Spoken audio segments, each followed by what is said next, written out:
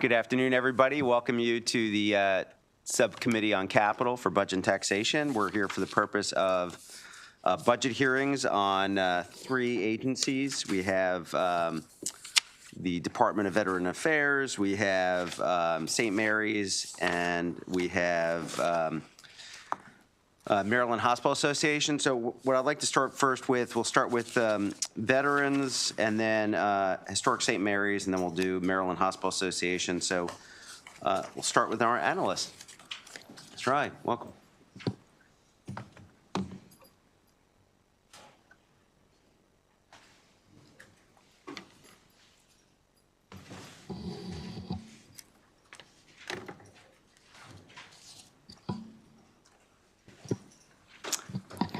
Thank you, Mr. Chair and committee members. Today, I will be presenting the fiscal 26 capital budget analysis for the Department of Veterans and Military Families, or DVMF. The cover page charts on pages 1 and 2 show that the 5-year CIP for DVMF includes 2 veterans cemetery expansion projects. Fiscal 26 includes $113,000 in GEO bonds for the Crownsville Veterans Cemetery expansion and improvement phase 4 project. As was briefly mentioned in the Capital Fiscal Briefing last week, the new state Veterans Home project is currently on hold. This is because the state did not receive a federal award for the project. As a result, the governor's budget includes a proposed transfer of $62.9 million that were previously authorized for the project in the dedicated purpose account to general funds. The fiscal 25 federal fund appropriation of $47.9 million is also canceled for the same reason. After this transfer and cancellation, the new Veterans Home project has a total prior appropriation of $6.7 million, which include $4.2 million transferred from DPA to the Department of General Services in fiscal 23 for project design, and the remaining balance of $2.5 million to complete project design. We discuss more about this project later in the analysis. On page 3, the first key observation highlights the delay in anticipated start of federal grant funds starting fiscal 26 for the department's 2 cemetery expansion projects. The Federal Department of Veterans Affairs, USDVA, requires that there is no state residency requirement for state cemetery projects to be eligible for the federal grant. But the current Maryland law requires veterans to be a Maryland resident to be buried in a state veterans cemetery. 2 departmental bills, House Bill 138 and Senate Bill 237, introduced this session, aim to remove the state residency requirement, making the state eligible for the federal grant program. The third observation notes that DVMF's long-term plan included renovating the only existing Charlotte Hall Veterans Home. Given the uncertainty in receiving federal funds for the new Veterans Home, the renovation plans for Charlotte Hall will likely get impacted. As of July 2024, the department noted that no preparation for the facility renovation has been made. Pages 4 and 5 highlight the Crownsville Veterans Cemetery project with a fiscal 26 recommendation of $113,000 in GEO bonds to fully fund and continue project design. This recommendation is $4.8 million less than the requested amount because federal fund request for the project was deferred from fiscal 26 to fiscal 27 due to a delay in project schedule. The total estimated project cost has increased by 23% in fiscal 26 CIP. The department notes that this is mostly due to the incorrect adjustment of installations of pre-placed crypts in previous project cost estimates. Project design is now scheduled to begin in March 2025 and will be fully funded by the state funds previously authorized. The state funds for project design will be reimbursed through the federal grant program, and the project construction will be entirely federally funded. One concern remains on the availability of federal funds, which is contingent on the removal of the residency requirement. If legislation introduced in the 2025 session fails, the project will not be eligible for federal reward and could be further delayed. At the bottom of page 5 is Garrison Forest Veterans Cemetery Expansion Project. This project received its first funding in fiscal 24. A delay in its schedule resulted in deferring fiscal 25 funding to fiscal 26, which has been further deferred to fiscal 27 because of the need to remove the state residency requirement. We request the department to comment on the current status of this project and the possibility of the project being eligible for the federal grant program in fiscal 26 if the department bills to remove state residency requirement are enacted. We also request the department to brief the committees on the current ranking of both cemetery projects on the federal grant priority list and how likely they are to receive federal grant to begin construction in fiscal 27. Pages 6 to 7 highlights the new state veterans home project. As mentioned earlier, this project is currently on hold because the project did not receive federal grant award. The state appropriated $63.3 million and $6.3 million to the DPA in fiscal 23 and 24 respectively to meet the 35% upfront state appropriation requirement. Project design was initiated in July 2023 with an anticipated completion in June 2025. The design is currently underway and the cost is about $7 million, which is completely funded with state funds. The fiscal 25 budget also appropriated $47.9 million in federal fund and the remaining federal cost share of $81.3 million for fiscal 26 and 27 in anticipation of receiving the federal grant. However, the federal grant was not awarded. The department also reports that the state's application currently ranks 80 out of 81 projects in Priority 1 list. For context, as of now, projects ranked before the new state veterans home project require approximately $1.1 billion before the new veterans home project becomes eligible for the federal grant. While the USDVA occasionally clears Priority 1 backlogs, the last time this happened was in federal fiscal 2018 for $615 million grant awards. As mentioned in the beginning, due to the low probability of a federal award, the governor's fiscal 26 budget plan includes proposed transfer of the unencumbered balance of $62.9 million in the DPA for the project to the general fund. After this, $2.5 million remain in the DPA to complete the design work. Once the proposed transfer takes place, the project will drop to Priority List 2 due to unavailability of the state's 35% matching fund.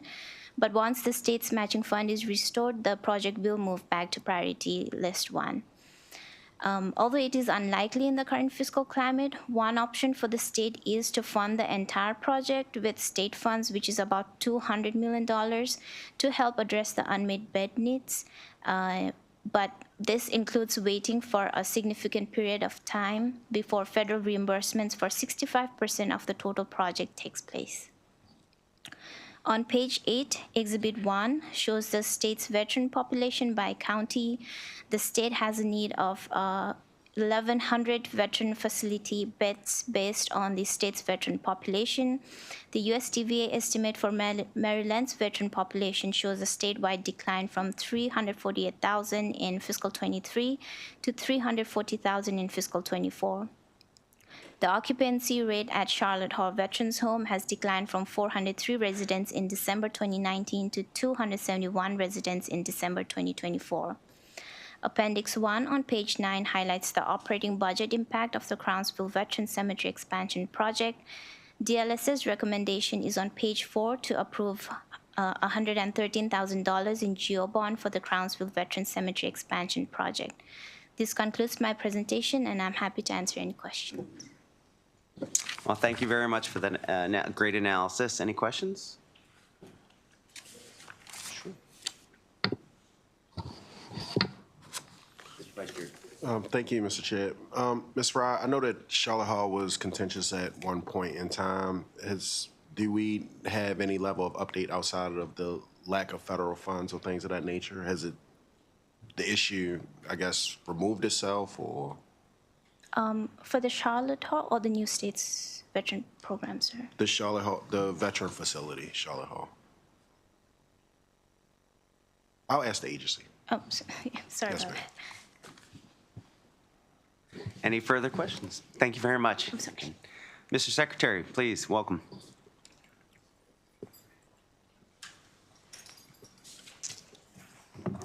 And if you can, just, I know the committee's interested, just to get an update on Charlotte Hall, and thank you.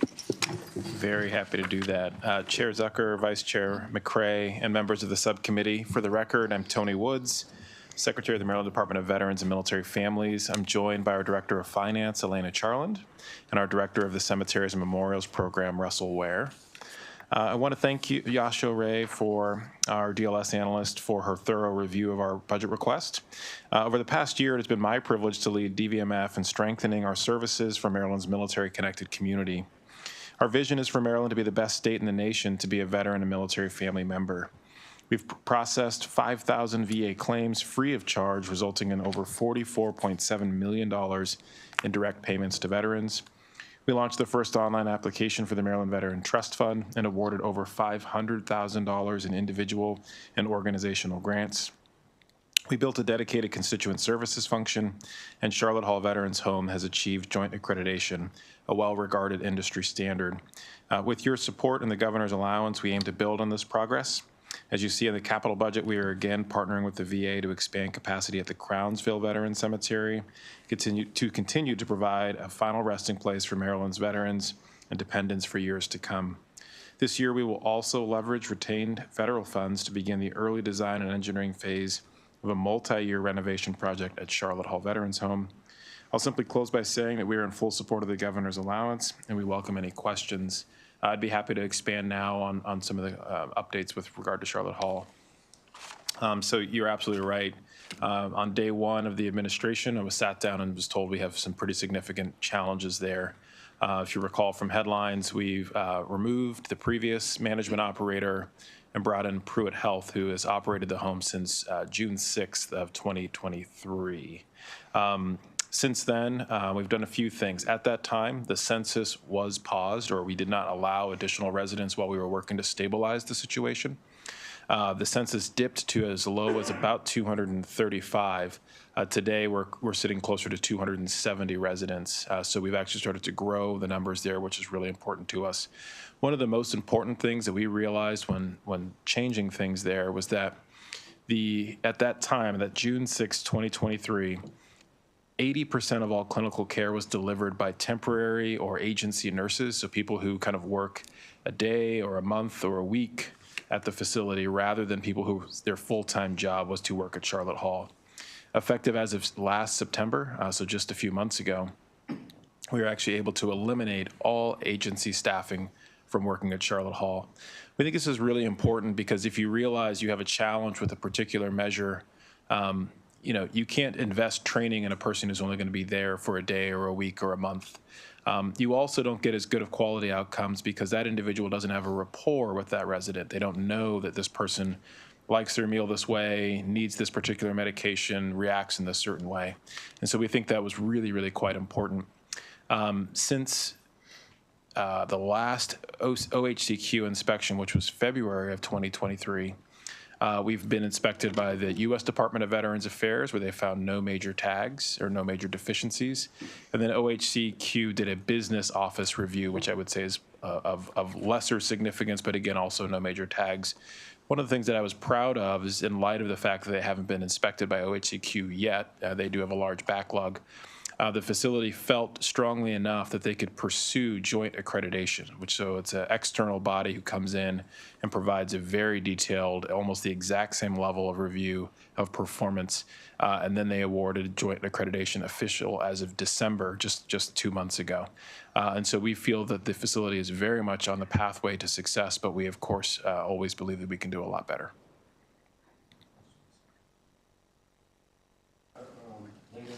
As you stated, I can remember when it made a number of different headlines in reference to how we were treating folks of service. And I just want to say thank you for your leadership. It's one of the most important things that we can do. And you know this when somebody puts their self at risk and just put forward from a service perspective. And I lean in and just getting a better understanding, especially as the oversight committee and understanding the workforce, understanding like the follow-up. So I just say thank you. Absolutely. Thank you very much. Senator Heddleman. Thank you very much, Mr. Chairman. Good to see you, Mr. Secretary. Thank you. Senator. I am very interested in Garrison Forest. I understand the changes that we're expecting as a result of the legislation, but can you provide an update that's in my district? I know there's been lots of discussions between a long-term concern about the space there and moving across the street to property owned by Stevenson University right now and the Rosewood campus. If you could provide an update quickly for the committee now, or we can go offline later. I'd appreciate it. Absolutely. So I'll ask Russ to go ahead and provide us an update on progress there. I'll simply just put in another plug that the legislation, what we call the Burial Equity Act, is quite important to ensuring that we continue to get federal funds to expand our work. So we basically come into compliance with the federal standard. But Russ, can you provide an update? Yes, I can. So as the Secretary said, the only way we can move forward with this is until we have that legislation changed, and then we can be removed from the ineligible list. The fiscal year 25 list that was pushed out in 1 October last year put Garrison Forest at a ranking of 45 out of 72. If you use logically that the first set of whatever cemeteries were approved for a grant opportunity, not a grant given, a grant opportunity. They still have to meet all the requirements in order for the grant to be received. Then, of course, they would move up the line. One thing that Garrison Forest will fall into the next fiscal year is they'll become a priority 1 because their capacity for preset crypts or casketed burials will go within that 5-year depletion rate. So that moves them up automatically up the list. What we cannot predict is how many cemeteries will be pushed on the next list, and how many people will be, how many cemeteries will actually have submitted for a grant opportunity as well. I can probably guarantee that it's going to move up from 45, but I don't know how far up. But once that is done, it is very imperative that we move forward with the design capability, the design of where we're moving forward with the cemetery, get the A&E complete so that we can have the bid out. So when we do have the opportunity to receive that grant, there's nothing stopping us from being able to sign the MOU and then receive the money so we can start on the expansion. Now, you had a question about the Rosewood property as well. One thing that we just finished doing last week was we agreed with DGS Deputy Secretary Chichi, I can't pronounce the last name, recommendation to transfer the 52 acres of Rosewood property from Maryland Department of Health to our department. There are a few issues that we had to work out between the 3 agencies before the transfer was possible. But after the property is fully transferred from DVMF, we will have the property surveyed to mark off property points in cooperation with the neighboring properties. We have a very good relationship with the church next door, and we're going to be working very closely with the DHS so that we can have the right points there, and along with the Jewish Center that's there as well. Thank you for that update. If you could be abreast of that progress, I'd really appreciate it. Of course. Thank you. And finally, Mr. Secretary, do you see, based on anything that's happening with the federal government, is that going to have any impact on our VA services in Maryland, especially in bricks and mortar? Thank you, Senator. It's an excellent question. It's something we're monitoring very closely. I would say first and foremost, the impact is happening right now every single day. Many of you know that the federal government is the #1 employer of veterans here in the state of Maryland. 30% of the federal workforce are veterans. And so with layoffs, that is immediately having an effect on our veterans right now in this state. So we'll be putting out information just this week in our newsletter. But those who are interested in going to the Maryland Department of Labor's website, there's a great resource for federal individuals who are impacted. And then, of course, we stand ready to help them with claims, filing claims. We, of course, encourage them to apply to Maryland state government roles where they have veterans preference as well. But I think more directly to your question, we're monitoring from a funding perspective. There are 3 areas where we think it's probably the potential is highest. Of course, you've just heard about our cemetery program. Charlotte Hall Veterans Home, there is a daily per diem that is paid to help to fund residents, the cost of living there. So that, of course, could be at risk if there's any sort of funding disruption. And then, of course, you've also heard about the VA construction budget as well. We think from like an operating standpoint, we're looking at around $30 million of exposure. But then when you add in the $118 million of 65% match funding from the federal government for Sykesville, that number could, of course, go a lot higher in terms of impact here in the state. Yeah, well, thank you very much. Colleagues, the Secretary and the agency responded through written testimony on all the questions. Is there anybody have any questions about that? Okay. Seeing none, thank you very much, Mr. Secretary. Appreciate it. Thank you, Mr. Chair. Yep. Colleagues will now move on to Historic St. Mary's Commission. Ms. Waybill.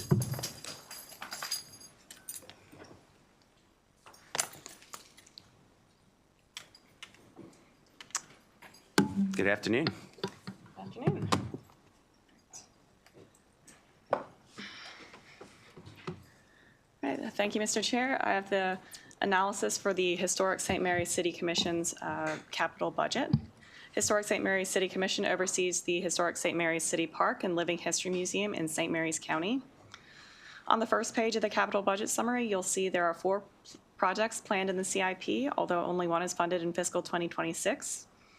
And all of the planned funding on this chart here is in GO bonds, although the Commission does get some additional funding from the Historic St. Mary's City Foundation. Page 3 has details on the Visitor Center conversion, which is the new project that is programmed to receive $381,000 in fiscal 26. By way of some background, construction is almost complete on the new Maryland Heritage Interpretive Center, which is expected to open in spring or early summer of 2026, and that will serve as the new visitor center for the park.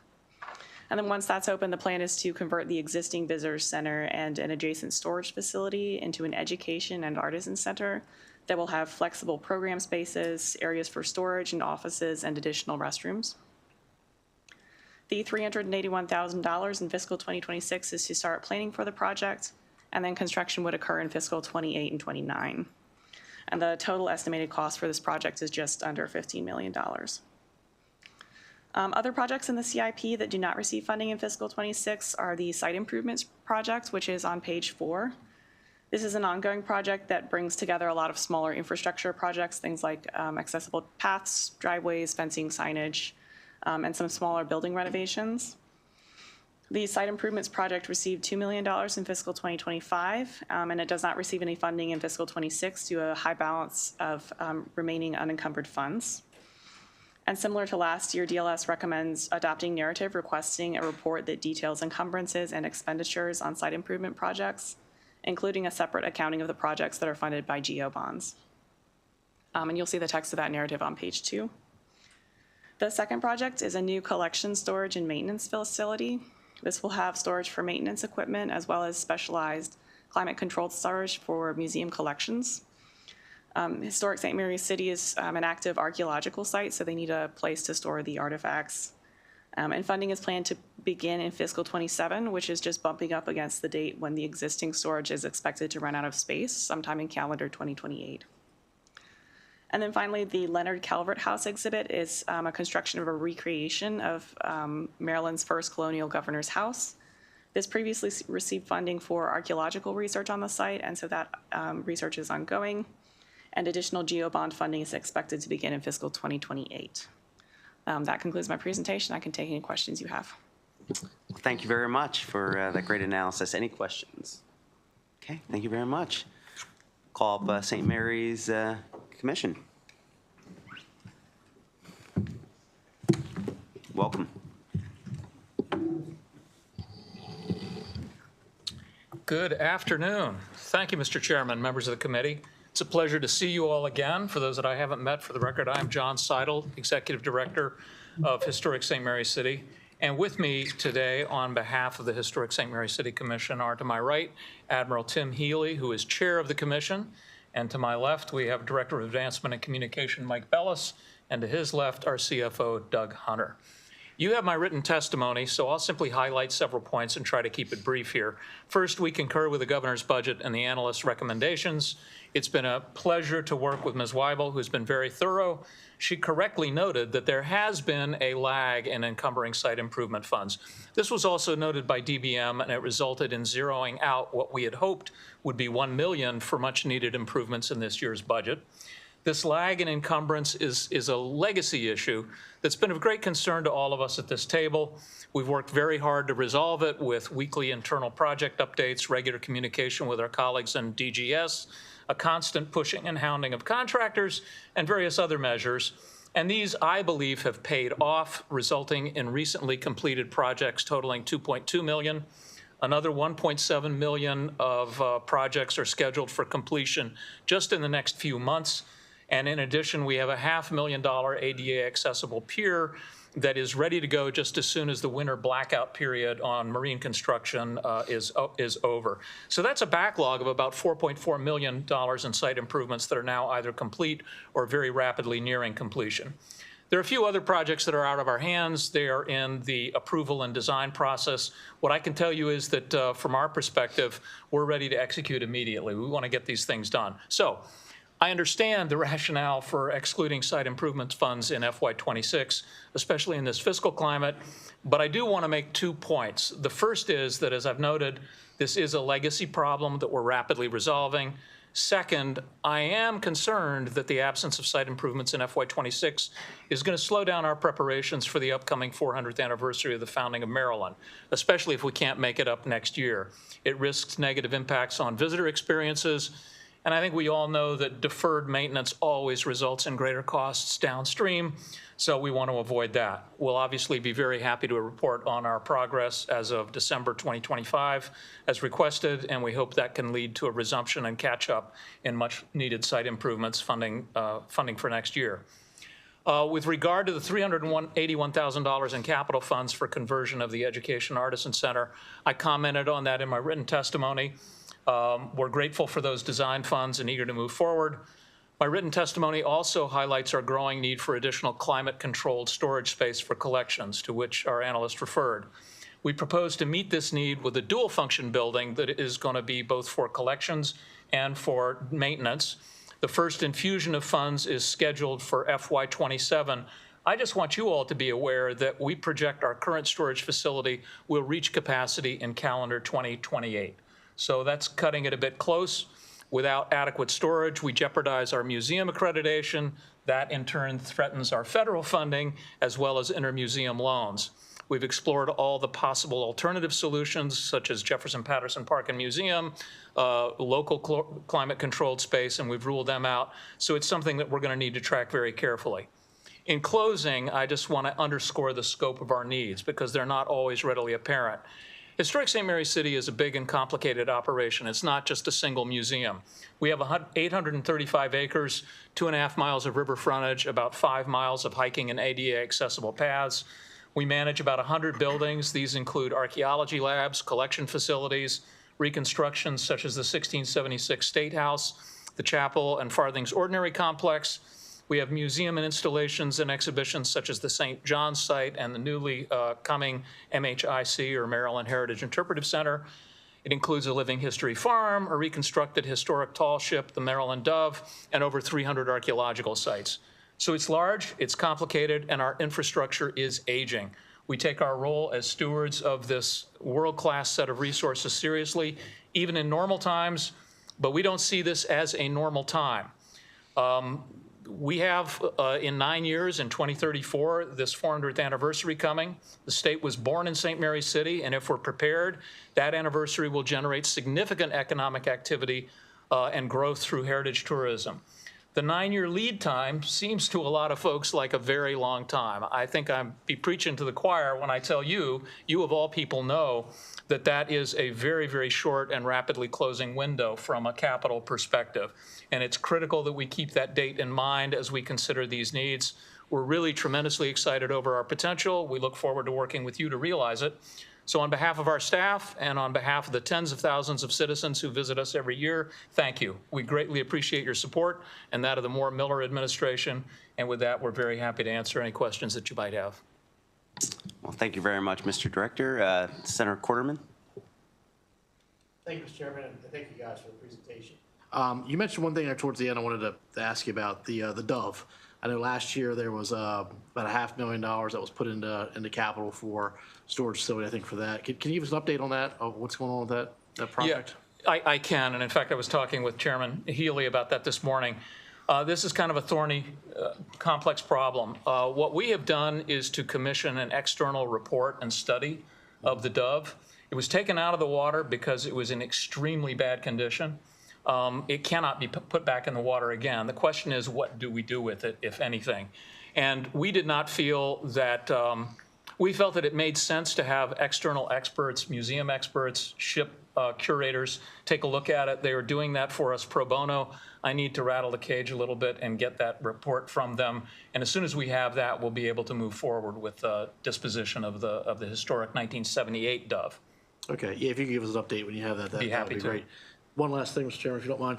You mentioned two different things when we were talking about the unencumbered funds and things of that nature, and you gave a pretty good answer to that, and I saw your response. I appreciate that. You did mention twice there was a legacy issue. Yes, And I'm not familiar. How long have you been with the organization? just a year. Okay. I joined in So I think January it's of- safe to say going forward, we won't have this issue anymore? No, it's our aim to move these things along as expeditiously as we can. Okay. You know, we are to a certain extent at the mercy of sister agencies. We have a wonderful working relationship with the Department of Budget Management, likewise with Department of General Services. And, you know, we're in communication with them on almost a weekly basis to try and move projects forward. Okay. Thank you, Mr. Chairman. Thank you. Senator Jennings? I was actually down at your site last year. Last May, my son's school had a field trip down there. And you're actually in the middle of paving your pathways with asphalt. And I kept kidding around with my son saying, yep, this is how they did it 400 years ago. My question, the building you're replacing, I remember when we got there, I think they were like a blue color where we went in the visitors. Is that what's being replaced? The visitor center?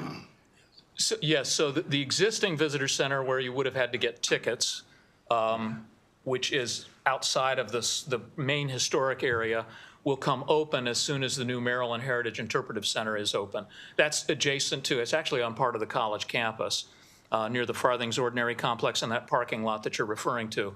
That building will take over the functions of the old visitor center. Okay. And that enables us to do some wonderful stuff. One of the things that we've experienced over the years is a lack of indoor space for school kids when they come to visit when it's inclement weather. Yeah. We manage, but what we're also seeing is an increase in the number of severe weather days, which force us, because of heat indexes that are extreme, to close the site to visitors. And this will give us condition space that we can accommodate them, as well as some space for revenue-producing, revenue-generating projects, revenue-generating programs that I think are really important to our sustainability going forward. I appreciate it. No, it was a great field trip for the kids. They Good, I'm learned a glad to lot, hear it. and it was shocking to me. I will tell you this, you know, for me, I thought historic St. Mary's City, I thought it was going to be more like, built up like of Annapolis. I was shocked when I got there that it wasn't as much as I thought. And they're like, no, you got to realize there wasn't much here when they came. There was nothing here, and they had Yep. to build it up. So it was impressive. That's one of the challenges we have. People ask where the city is, so Yeah, that's exactly where I was. I'm put like, up ghost frames to try and this was represent it? where And they're like, buildings- yes. I was like, oh. Yeah, yeah. But it was good Well, work. thank you. I'm glad it was a good trip. Any other questions? So just finally, I know that we've been working very closely with Senator Bailey. He worked very closely with the subcommittee on the funding of the boat, of the Dove. So we're going to be keeping an eye on it. And obviously, it's a team effort, but we need to make sure this is done. Absolutely. All right. Thank you. Any other questions? Okay. Thank you very much. Thank you. We'll move on to the Maryland Hospital Association. Ms. Martinez, come on up.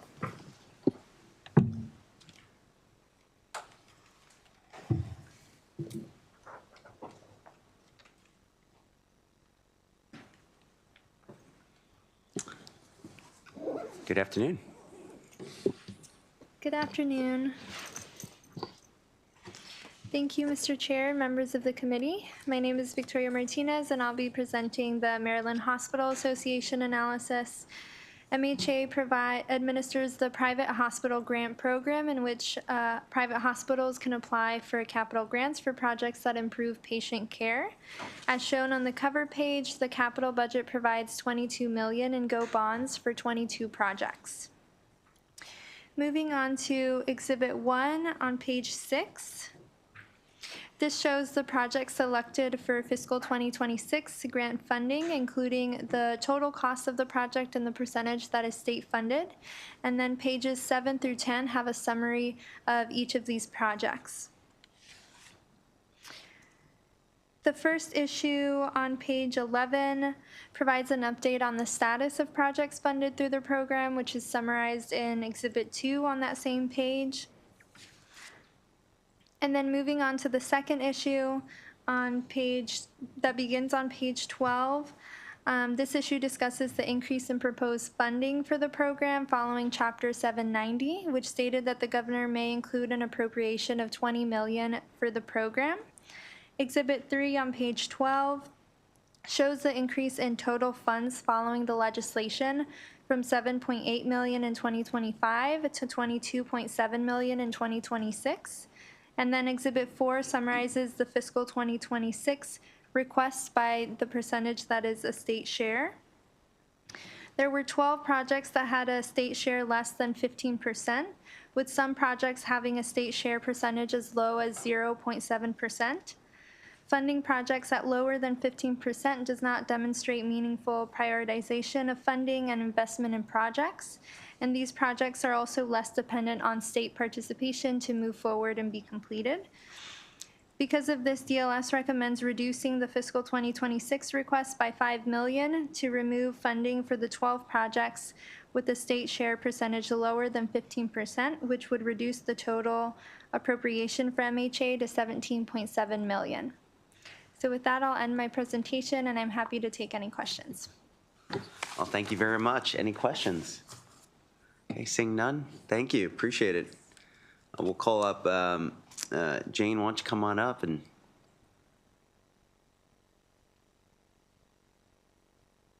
It's good to see Jen back there as well. Have my support team behind me. Good afternoon, everyone.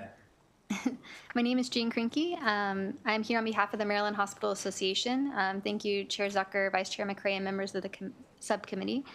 We're here in strong support of the 22 hospital projects that have been recommended for $22.6 million in the capital budget. First, we'd like to thank Ms. Martinez for her great work on the analysis and our analyst at DBM as well. The 22 recommended projects that have been included support Maryland communities across the state. They improve maternal health care, they expand access to primary care, enhance surgical services, and most importantly, improve the environment of care for patients seeking behavioral health services. We just came from a hearing across the way on pediatric overstays, and so it's a huge need for these youth to feel comfortable as they're waiting in the emergency department. We're incredibly appreciative of the governor for including the projects in the capital budget at the levels that were recommended by our Hospital Bond Project Review Committee, and we asked this subcommittee to maintain funding for these projects at these levels. In addition, we asked for consideration of an increase to our out-year funding, which had dipped to $8 million in the analysis. Increasing it would align with the legislation that passed last year, which codified the program and also allowed an annual appropriation of $20 million. I'd like to address the Department of Legislative Services recommendation to eliminate $4.9 million in state funding for 12 hospital projects. This recommendation is very concerning for us. It would impact hospitals across the state, including small, independent, and rural hospitals. Although the state contribution for these projects is less than the maximum allowed of 50%, these projects were reviewed and vetted by the Hospital Bond Project Review Committee, and the recommended funding levels reflect the committee's thoughtful deliberation. Each of these projects is also supported by the local delegation, which is a requirement to apply. I submitted or shared a PDF of those letters with all of you. Happy to share that again if you need. Each of these projects also fills a community need. So we respectfully ask you to reject the DLS recommendation to defund these 12 projects. Even a small percentage can help provide seed funding, which can help with fundraising and other getting funding from the community. These are also shovel-ready projects. That's another requirement for our program. So moving forward with the DLS recommendation means not funding critical projects like the emergency department renovations at Carroll Hospital, Johns Hopkins Hospital, and Northwest Hospital Center. Again, who are trying to meet the behavioral health needs of their communities, especially of young people in behavioral health crisis. I did want to respectfully request a few amendments to 3 prior authorizations, and these amendments are in our written testimony. And they are for projects at Atlantic General Hospital, Luminous Health Doctors Community Hospital, and Adventist Healthcare Shady Grove Medical Center. So finally, we really appreciate this subcommittee's commitment to our hospital bond program. Access to capital funding is incredibly challenging for our hospitals, and so this program becomes even more critical. With that, I just want to thank you for your time and happy to answer any questions. Any questions? Walk me through where's the prior auths again? Sure. So we included in our written testimony, Atlantic General Hospital, their 2020 project is unable to move forward. So they deauthorized and they applied for a new project this year. And I can work with DLS and DBM to draft some amendment language, but we included it in our testimony. Okay. Got it. Okay. Luminous Health Doctors Community Hospital needs a match certification deadline and grant term extension. Okay. The project is complete. They just need time to submit the information. And same with Shady Grove Medical Center, Okay. their 2016 project. So have you submitted that yet, or you need help submitting it? I'm working with our DBM analyst. Okay, thank you so much. Yeah, Appreciate absolutely. it. Just want to make sure you're taking care of. Any other questions? All right, well, thank you so much. Yeah, thank you all. Colleagues, that concludes today's Capital Budget Subcommittee hearing. Have a great day and stay safe. We're adjourned.